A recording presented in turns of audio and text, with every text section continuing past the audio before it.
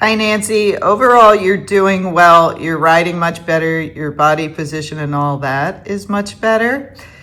He's testing you some, and so that's what I want to help you to get through a little bit more. So as you're coming into the turn, and this is your first attempt at the shoulder in, he comes in fine, but then right here, he puts his head up. So he's already starting to resist. So you want to make sure that when you're starting the shoulder in, he's not resisting. So if they do that, you can't get his head back down, just make a circle and do it again. As his head comes up, what you want to do is apply more pressure, and if he's good at giving to pressure, his head should come immediately down. So if it doesn't come down when you apply pressure, I would go back and practice just standing, each time before you ride and doing the lateral flexion and the vertical flexion. And I have that video on that I could send you. And then just practice walking and stopping and getting his head down. The problem with most horses, the reason they keep putting their head up and down is that people are inconsistent. So when they don't realize it, they'll stop and let them put their head up, or they'll talk to their friends and they'll let the horse's head come up. So you just want to start being more conscientious that you want to keep his head down all the time. And when he picks it up and puts pressure on you and gets more inverted, you're going to hold pressure and wait for his head to come down. So as you start to come through this turn, you'll see his head's up and your outside rein is good. You're looking down at him. And again, you can glance at him, you just don't want to stare. As you come around that turn, you want to start turning your shoulders a little bit more inwards or towards the opposite diagonal. And then you're going to push more with this inside leg. This inside leg, at least here, it's hard to see. You want it right behind the girth. So don't bring it back, because if you bring it back, it's going to push the hind quarter out too much. So have that leg behind the girth. And as you come around the turn, this leg back a little bit further, just to help push the shoulders off for the turn, but then to hold his hind quarter so it doesn't go way up by the fence.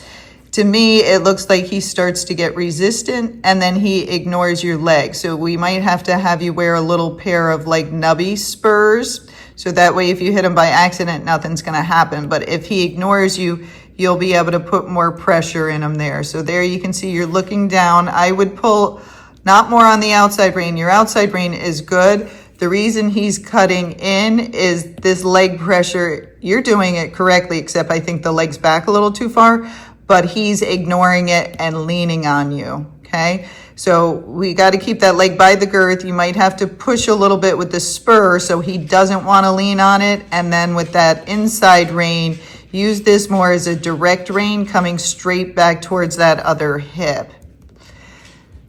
And you're right. You're like, I don't got it. He messed up there. But what I would have done is just continued the circle and maybe made the circle a couple of times, get him bending more. Now, this can happen many times when you go to clinics and other places because the horse is distracted because they're not used to all the stimulus around and they're trying to look at different things so they don't pay attention. And that's where spurs and stick can help a lot more because it gives them something to pay more attention to. And you're just using those things lightly, but it's enough to get their attention back.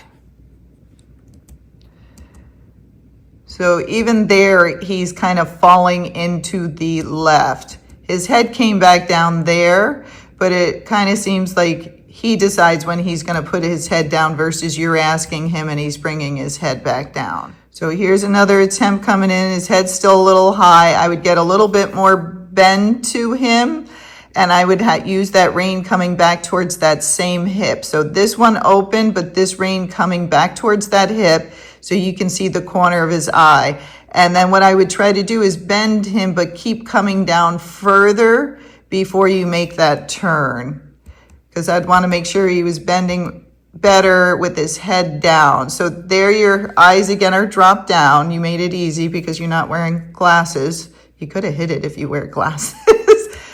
But he cuts in, and that's what ruins the whole thing. So I would get him focused on just making a circle when you're somewhere else, even if he doesn't well at home. Get your circle better, do that 3 or 4 times. And when he's circling, not cutting in, that's when I would do the shoulder in, because it'll make it much easier for you. So he's just cutting in and kind of resisting, but when he does it, you're not correcting him. You're going back and doing it. But again, I just would have went to bending circles and not released him with the rein, because he's getting rewarded for cutting in. So let's see here. So again, I see your leg on him. So you want this leg a little bit more forward at the girth, this one behind the girth with a little bit more pressure, and then get more bend. See how his head is straight? It should be turned in more, but you're gonna have to pull that rein back towards that hip. He's gonna fall in, and that's when, again, I think that little nubby spur would help you. So that's better here. But your shoulders should be turned. Your shoulders are like this. You want your shoulders turned this way. So that right shoulder should come a little bit more forward and your left shoulder should go back. So it kind of matches his shoulders up. I'm going to turn off the sound. But there, you got a couple good steps. But here you're starting to release your outside rein. Your shoulders are back a little bit there. But again, the legs, I'd like this one a little bit more forward, this one a little bit more back. But you got a couple good steps there. And then you picked up the contact again. And that happens. We're also going to try, many of us do that, even me, we'll turn our hand as we're doing it or drop the hand down. So you just want to make sure you kind of keep your palms in towards each other and this hand going back towards this hip. But that was much better. But I know it's hard and he's messing around. So there again, as you come out of the turn, you drop that outside rein. I would keep more pressure on that outside rein to keep his head down, keep him bent, and then make the circle. So he truly understands exactly what you're asking him. So you're doing good. It's just not consistent and it's just not finished. So again, here I wouldn't be riding with so much of an open rein. I'd be pulling this rein more back towards your hip, and then it's hard to see your leg because it's a little dark. See if it lightens up anymore. But I'd be pushing that leg into him, and again, I think a spur would make a big difference from him ignoring you. So right there, he's good. That's what we want. Again, you're looking down at him. Your body position in that is good, but you're looking down too much. And then every time you make that turn, you kind of let him fall out. See how your arms just kind of went forward and released? I would ride that turn out more, because when you start to do this down the long side, it's going to become harder if he has learned to cut in. So there his head's a little high. There I would have been pushing with my left leg at the girth and pushed a little bit with the spur, because you can see he's already ready to fall in. And there I would have just held him and leaned back because he's pulling on you. So you kind of want to block him, not fight with him, but block him until he gives back to the bit again. And there I would have leaned back. I know something spooked him over here. That's okay. I would have leaned back when he did that. And I would have pulled on him, backed him up, and then turned around right there and faced the object, because we want to teach him not to run away from things he's afraid of. Now here he got all tense, and you have to decide, are we going to let him look at it or not? If you're going to let him look at it, then I would turn and keep him here, not let him go any further. Otherwise, if you choose to, no, I want to ride this out and I don't want to let him look at anything, he's been here a million times, then I would have leaned back, got his head down, got an inside bend, and got him paying attention more. But here he's in control and choosing what he's gonna do. So we have to decide more what we want him to do and tell him how. But there his head's way up and tense. Again, if it's a calm horse, then he might look at it and be just fine. But otherwise, I'd be putting more pressure on the bit, sliding that bit really hard if I had to get his head back down and getting him bending so he goes back to paying attention and not spooking. Again, the other option was to turn right here, turn him around, let him look at it, then do everything I said and not let him pay attention to it anymore, because he's feeding into it. And the hard part with that means that if horses are doing something crazy on the trail, he might feed into it. So here he's not bending. I'd get more bend and I'd be really tough with him. He's still looking off to the right. I wouldn't let him look at all. So I'd be much tougher with him, making him circle. I might even go faster in that circle if he wasn't coming back to me, but he was anxious, to get rid of the energy and get his attention back on you. Yeah, so pulling more on that left rein towards your left hip and not letting him get that head up will make a big difference in the end. So here it's getting better, but it's taking too long, like it took too many circles. Okay, so this is your shoulder in going the other direction. Here he's paying a lot more attention. He's bending better to the right, except for there he's fallen in a little bit. But his head is inconsistent. His head keeps coming up and down. We want it to stay in the same place. So there that's too small of a circle. He kind of cut in. I'd make it a little bit rounder. Keep sitting back. Don't lean out too much if you're leaning out. And I'd still have a little bit more bend to him. All right, so now it looks like you guys move, which is better so I can see better. So he only got like one step there and he got his head up way too high. Again, you're looking down at him and you want to just make sure you're kind of keeping the weight even or a little to the inside as you're coming down. So turn those shoulders a little bit more. Make sure your weight is on your seat bones as you come around that turn. There it looks a little bit like he's drifting. Or I'm not sure if you meant to come down that far, so we'll see. So there I'd still like his head down a little bit more and more neutral, and then sitting back. So I'd get your weight back a little bit more. You're getting tilted just a little bit forward, and then he's cutting too much to the inside.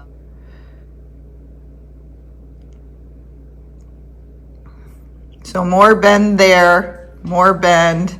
Hold your outside rein. Start to turn your shoulders to the right, and with your eyes, you can glance at him, but then try and look across the diagonal. So look at the corner that's over here to help your eyes and your body turn the correct direction.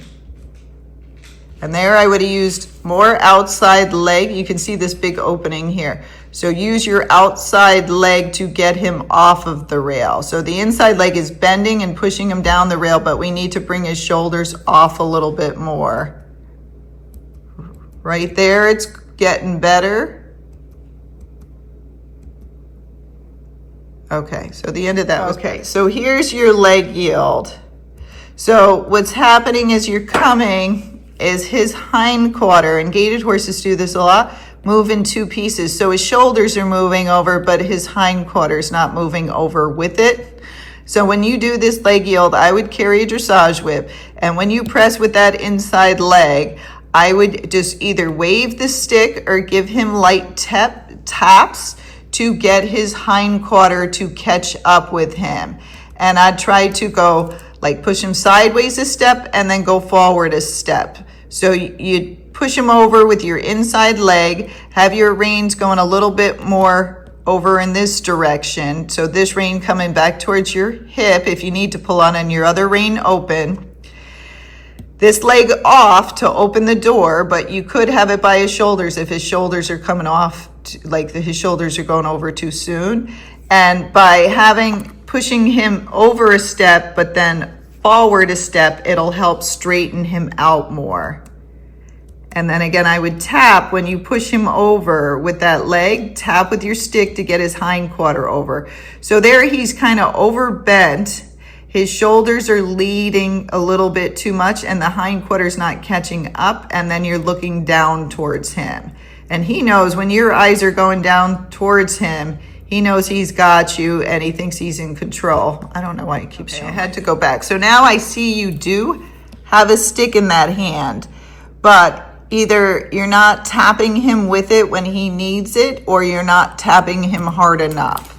But I see you do have the stick, so we just got to use it more. So this is another video on your leg yield. And I think I would walk straight a couple more feet before you pushed him over. But I think you're going for too much sideways because he's just going over too fast. So think come forward, maybe 2 or 3 steps, get him straight before you start, then push him sideways a step, then straighten him out. So you'd push him over by using your right leg, a little right bend, and the outside rein and leg are supporting. And then when you go to straighten him, take that right leg off and press with your left leg, so your outside leg, and press your left rein against his neck. You might have to open the right rein open a little bit, open it this way, and get him to go a step or 2 straight, depending on how long it takes you to go straight, and then push him over again. That'll make a big difference because he keeps getting overbent, his head's too high, and he's getting over there too fast. Okay, so I just had those 2 leg yielding ones and they were going the same direction. I don't know if you sent any other ones, but they didn't come through. So here you're going for your saddle gait.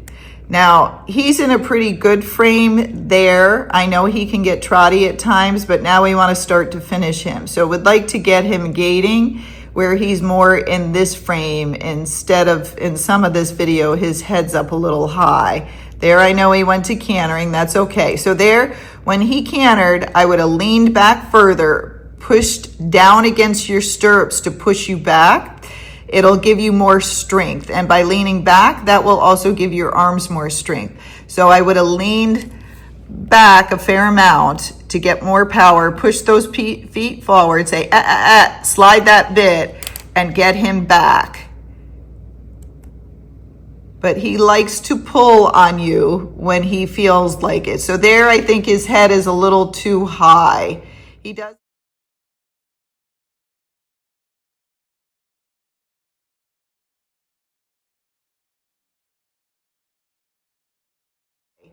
does have the bounce in the, there he's going to canter.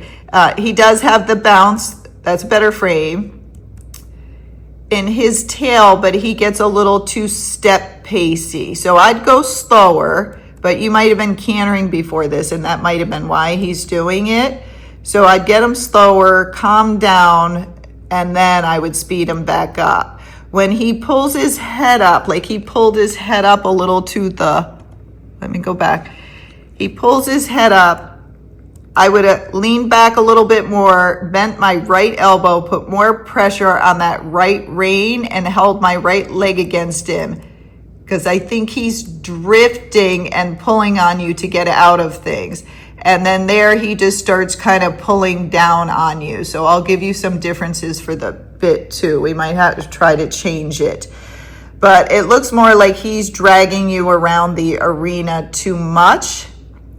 And he's getting too heavy. So there he's okay. I know he's opening his mouth. There he's just fighting with you, but he's pulled and he's gotten his weight down. So we got to sit back, put your feet forward, and really get after him if he's pulling down. I'll show you another exercise where you just go forward and backwards if they're leaning on you. And so when they're doing something like that, I will just stop. I'll stop saddle gating, go to that exercise, do it 5 to 10 times, and then go back to what I was planning to do. But he's pulling on you too much. Even there, he looks a little too heavy because he keeps pulling down. But you see how his head comes up and down? He's looking around. He's kind of looking off to the right now. So he's not giving you his full attention, which he needs to if he's going to behave. Okay, so this is the next one. Still, he's pulling a little bit too much. Your body position and all of that looks quite good. So you'll see I'm not picking on that anymore. You've improved a lot. Now it's working more on him, that he's pulling down on you and getting a little bit too heavy. So we got to kind of get him lighter in that front end. The shoulder in would help, but it's very hard to do when he's just pulling on you. But the shoulder in would help his gait. But we got to get the shoulder in better at the walk. and then your flat walk, and then get it. Okay, so here you are going the other direction. So I'd make sure he was really paying attention and his head was straight and he's not looking out. You can see he's looking off into the surroundings to see what's going on. But I would try to really get his attention well, get him framed up before he goes. But your transition into the gait was nice, except sometimes it looks like he's just speeding up and going faster. So here I'd lean back just a little bit more just because he's pulling you forward. And I would want to try to bring his head back down where it was, because again, as it goes up and he gets a little too much inverted, he's gonna go more towards the step pace. So there it's not bad, but I think we could get it smoother. You'll see you just have a tiny little bounce in the saddle. It's not much, but if we had his head down in a better frame, and then we could do a little shoulder in out of the sum of the corners, I think it would be better. The other thing I would do is when his head comes up, try to follow with your hand. So you're trying to keep a straight line. So when his head comes up, raise your hand up a little bit. When it goes down, you can kind of be down here, but don't pull your hands way down here, which I didn't see you do. I'm just mentioning it. So there I would have had my hands a little higher to follow his mouth so he couldn't get away from my rein pressure. And I would have bent him a little bit. And there, if he pulled down again, I might have stopped, back up, go forward, stop, back up, go forward. Okay, so this is the exercise and I'll send you a link to it. You go forward, stop, ask the horse to go backwards. And I talk on that video, so I'll send it to you. So go forward, stop, back up. So keeping his head down, going both forward and backwards. And you'll see if I get a little rough with my hands, it means he's either not responding or he's leaning on my hands, okay? So anytime he's pulling on you, this is what I would do. And you'll see my upper body's kind of back, he's getting crooked. So it's a good exercise to steer backwards as well. Okay, so now we're going for your canter to the right. And I know you said you were doing it from the saddle gate, and that was perfectly fine. I just make sure once you were saddle gating with him that you're clear when you're asking for the canter. So even if he falls into it, you still want to give him the cues where you shift your weight to the outside, squeeze and relax on the rein. You're going to use your outside leg, hold it on him until he canters. If he doesn't canter, keep digging in harder and harder. And then if he doesn't do that within a couple of steps, throw him all the way back down to a slow saddle gait and start again. You can also, if they're not getting the canter, kind of pump your body. You pretend they're cantering and you start moving your body back and forth like they are cantering, and sometimes they'll pick that up. When you canter around, it's a big arena like this. Some of the gaited horses do fine and some of them don't. So if they're having problems picking up the canter, I put them in a circle because sometimes that circle will help them more to stay in the canter. So here I would have went faster. I would have used a lot more leg or waved the stick because he was falling out of it, and then it just gets rough. It's scary because people don't want to go faster because they feel it's going to get rough, but the slower you go, the rougher it gets. The faster you go, the smoother it gets. But if you're nervous, also being in a circle will make it less scary because they won't be able to pick up as much speed.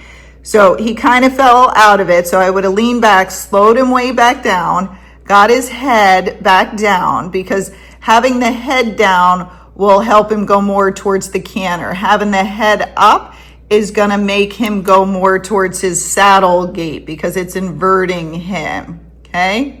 So, and the only thing I wouldn't have done is right there, he had been pulling on you. So you backed up, which was good. That was a great thing to do, is show him like, hey, don't pull on me. I'll make your work harder. But then you rested because you might have been talking. So you immediately just want to go back to work, get his head down. Don't, fight with him. Hold if that's not working, so you can slide the bit, but get him organized again and then try it. So I think you're doing those things. We just got to make it a little bit more finished. There, his frame is pretty good, or his head could even be lower when you're going for the canter. I'm waiting to see when you're going. But again, half halt, shift your weight to the outside, left leg, hold it in so he's sure you want to go. And you could have pumped your body. I'm just not positive if you were asking for the canter yet or not. So there, it kind of looks like you're kind of pumping, but he's in and out. He looks confused to me, like, am I supposed to canter or not canter? You can also, use that stick, and when you ask for the canter and he doesn't canter, back it up with the stick. It's hard because it's all scary. But again, otherwise you're just going to bounce around. It's better to tap him or have the person on the ground help you with a little, lunge whip to create some energy, just waving it. They don't have to crack it. And sometimes just having that ground person can help you, or they can even lunge you up there in the saddle. All right, I'm going to shut it off till you get canter. So it looked like you asked him there and he was a little unsure, and then there was a dip in the corner which could have affected his balance, but he needs more leg there. So ask with your outside leg and then both legs close around and push him forward, get him to go, or start waving that stick because he's kind of half in between cantering and gating. Okay, so it looks like you keep asking for it down here, and I can tell when you ask him because he bunches up, but then he doesn't really get it. He starts to, and then he's unsure. So you got to push harder in the beginning to get it. You got it better there. And then I think he falls out of it again.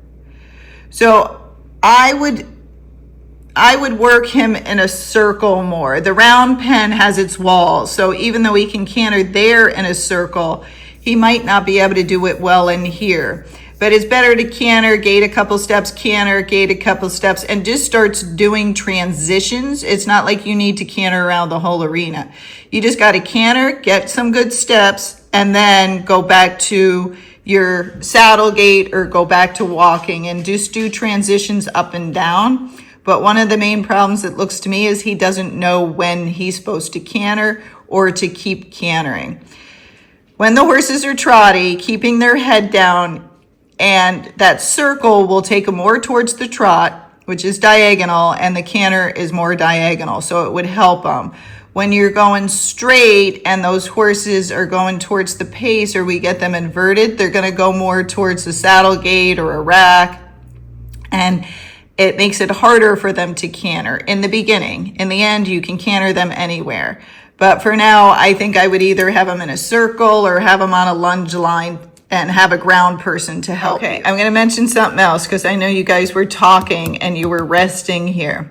This is the corner that you were using to canter. I wouldn't rest there because then he might think if I get to that corner, I can slow down instead of going forward. And it's that easy with the horses to make associations that when I get to the corner, I get a break. So I'm going to go slower there to see if she'll give me a break. If they do that, then it makes it harder for you to get them into the canter. I would tend to take breaks where they are spooky. I'd wear them out and I'd go back to that corner where he was spooking, where you were doing the shoulder in the beginning, and that's where I would rest him. Because then it'll make the spooky corner a better place to be, and it'll make this corner the corner where you're supposed to canter. Okay. So that was a good departure, but see, he fell out of it. So he needed you to close both your legs around him. So use your outside leg to get the canter, then use both legs to keep pushing him forward. And there it kind of looks like you're trying to pump to get him to go, but he's got his head up. And so even if he wanted to, it's too hard for him to get it because he's inverted. So you want to keep his head down when you ask him, and then of course release on his mouth when you apply your leg so he knows to go. So he always tends to get a little bunched up when you first apply that leg. So I want to make sure when you're walking around, keep your legs on him. Even if you don't want him to go, just keep touching them with him. Keep touching him with your legs. So then when you apply more pressure, there won't be a big difference. So there I would have stopped him because he just got so unorganized coming up that turn. So here he is. So if I was asking for the canter and that's what he did, I would have stopped him, backed him up, walked off, and started again. But anytime they do something like this, if we don't stop them right away, they don't know it's wrong. And so then they continue to do it, especially if we take a stop after because we're frustrated. So there you finally got it. I would have pushed more with my legs. It would have made him a little bit smoother. And there I would have stopped and backed him up again and started over if you didn't ask him to come out of it. So again, it's not bad. We all go through these things. It's just we have to help him to understand more by using a stick, possibly spurs, and just being more clear to him, telling him when to go. And if he doesn't go, to tap him with the stick. And then if he just goes into the gate and we're not asking for that, stop back up and immediately start again. But some of the time he is just, leaning down, pulling on you. He gets a little frustrated, and that's how he's dealing with it, which then, of course, is frustrating for you. So taking some of those things away to help you, again, if someone has you on a lunge line, you don't have to steer. You can hold on to the saddle, and sometimes that just increases our confidence. There I would use more leg, go a little faster. Yep, because there he's falling apart. He started losing his balance. So I would have pushed him forward, and then just kind of, every time you get to a turn, you don't need to pull on them, but you need your upper body back to help him to get to that through the turn and then to half halt. But you have to use the leg to support it. And if you don't, because we're nervous, then they fall apart. So I think a beneficial thing to do, I think that's the end of your video, would be to see if Debbie would lunge you, or if somebody would lunge you. They can control him and have him cantering, and you just hold on to that saddle, work on getting your body position at the canter and getting comfortable. What some people don't realize is when we were taught riding when we were kids, they were tough on us, and they were teaching us how to have a good seat. So when we couldn't get the horses to do things like canter, they wouldn't even let us touch the reins. They would put us on a lunge line, and they would make us trot without our stirrups and learn our balance and be able to control the horse with our seat. And then we would do it at the canter to learn how to have a good seat, because it's easier to work on one thing than 20 things at the same time. And he's making you work on 20 things. So if we break it down for him and break it down for you and then put it back together, I think it'll be much easier, much more successful at getting there faster. All right.